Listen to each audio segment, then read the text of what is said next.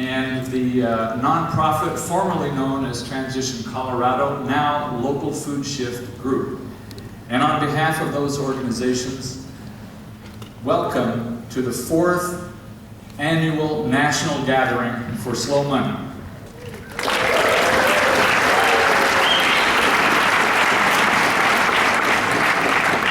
And welcome to Boulder, the nexus of the Front Range Food Shed, an area of 18 counties and 4.3 million people, 85% of the state's population.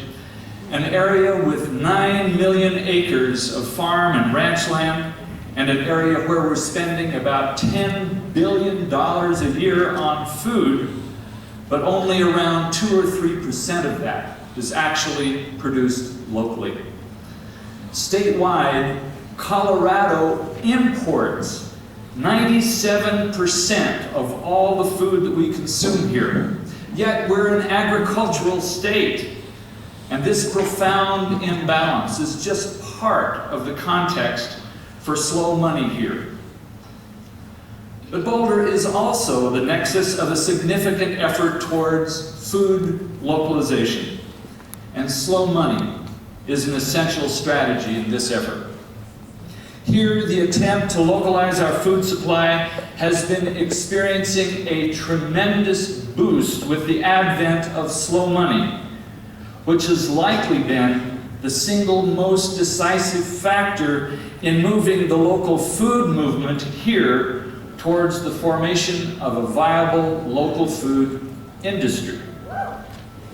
Locally, all of this is happening in a short-grass prairie bioregion with a rather short growing season.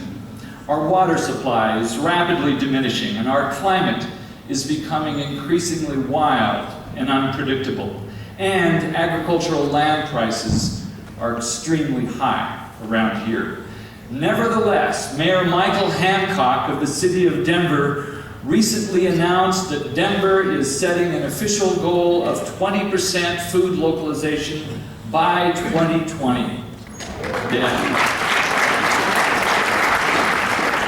He doesn't have a plan for getting there yet, but I can tell you that slow money will be a key part of it. All of us here are in the midst of learning how to move capital, especially local capital, into the project of rebuilding food sheds, building local food economies, and localizing food supply chains. The challenge is great. A couple of years ago, we learned from community economist Michael Schumann that achieving just 25% food localization in Colorado will require around $1.8 billion in capital investments. That's staggering.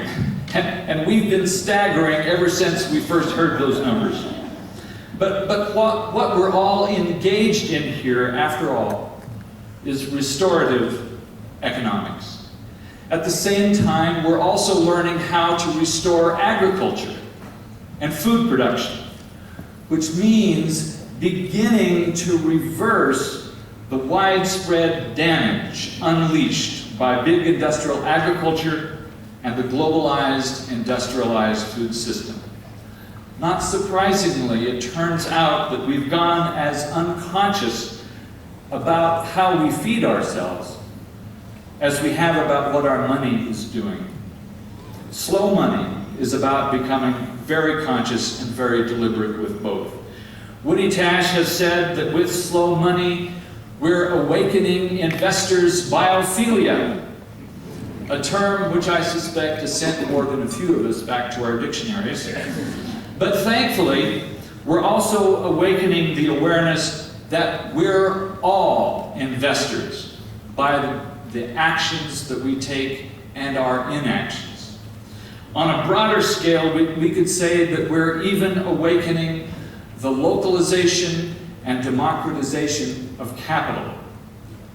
And maybe most importantly, slow money is helping to awaken us all to the realization that food is our connection to place, to the land, to each other.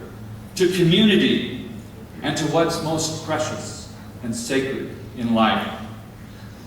These are the kinds of challenges and opportunities that have galvanized a number of us into a very loose-knit movement and that have brought us here together today. And I'd say that these slow money gatherings are among the very few places in America where you'll find farmers and ranchers, local food entrepreneurs, food activists, and investors all together in the same room to collaborate on these issues. It's a very rich cauldron.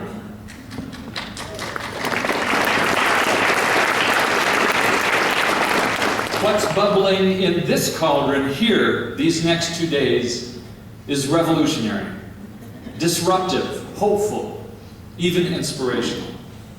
And what comes out of this particular gathering matters.